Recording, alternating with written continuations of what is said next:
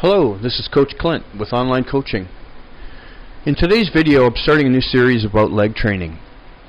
And I'll do it in a few parts because I got a lot of talk about legs. One thing I do like about leg training is you should start off with hamstrings. I believe that 90% of us generally don't have hamstrings. They're just not up to par.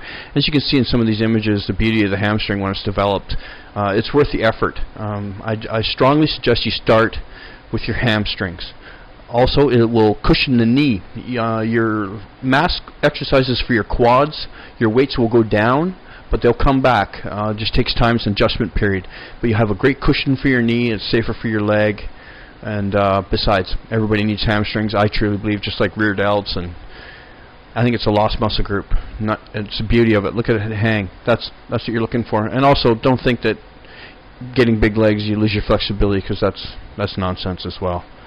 There's the hamstring balled up. This is the exercise I like to start with. I like to start with the one-legged leg curl at a time. I like focusing on one side. In this exercise, you can see that my foot is pointed down. The reason I do that because it takes the calf muscle out. I really want to target the hamstring. I'm not concerned with weight. I barely got 30 pounds on there. But if you pull from your hamstring and not your foot, which involves your calf, you'll feel it way more in your hamstring. Also, I let the pad ride up high just underneath the calf. The reason I do that is it makes it a more intense contraction. If you have short hamstrings where they don't attach really low by the knee, stretch the pad out and you'll build the lower part. Just a little trick, and you can help make up for some symmetry mistakes that you were born with, unfortunately. Now, after the hamstrings are well warmed up, I like to move into the leg press. On the leg press, I keep my feet fairly high. The reason I'm doing this is because I'm trying to target lower part around the glute and where the hamstring meets. It creates a nice sweep in that area. You'll also know how deep I go. Notice, pardon me. Okay, that's like doing a leg extension out of the hole. I only got 5 plates on there. It's still a leg extension with 500 pounds. If you think that doesn't build muscle, you're crazy. Right there. Boom. If you can do it, give it a shot. It's fantastic. Remember, I'm very flexible. On the second part of the leg press, I like to do 3 sets of the prior. On this one, I like to do 3 sets what I call duck press. A lot of people underestimate the inner thigh. If you guys have, if your legs are lacking and you're having trouble building your quads, start adding inches to your leg fast by building your inner thigh. Target your inner thigh. This is a great exercise to do that, and at least you'll get some inches on your leg quick. Usually some part of the leg will respond. If it's not quads or hamstrings, the inner thigh will. Something will respond, so keep that in mind if you guys need inches on your leg. It's a quick way. After those 2 exercises on a leg press, I like to isolate the quads on the hack squat. I only use 1 plate aside.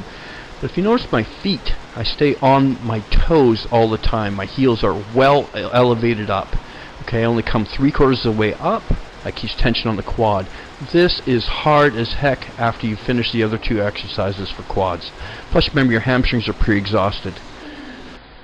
Now, there's a old old chest press in the corner, and there's a leg peg on it. That's so you can get into the machine and start pushing. I decided to start doing leg push downs. That's my name for it, for lack of other. And I started getting a heck of a burn. And then I started rotating my foot over to the outside. So all the pressure was on the outside of the foot.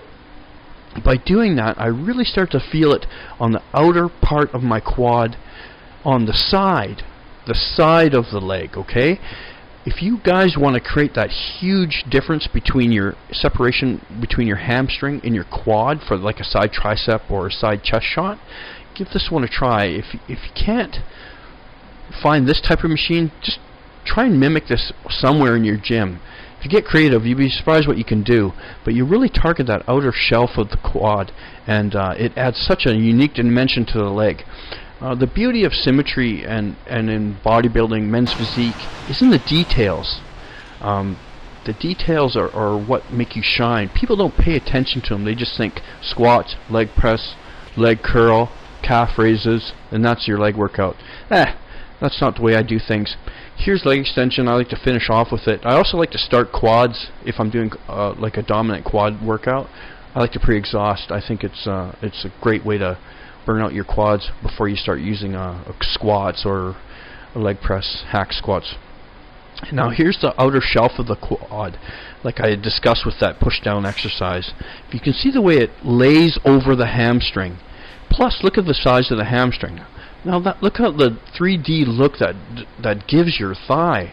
Trust me, please start with your hamstring. Think about that outer shelf of your quad.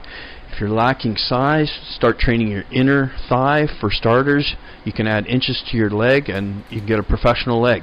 It's all in the details. That's what I teach. That's what I coach. I help fix symmetry issues.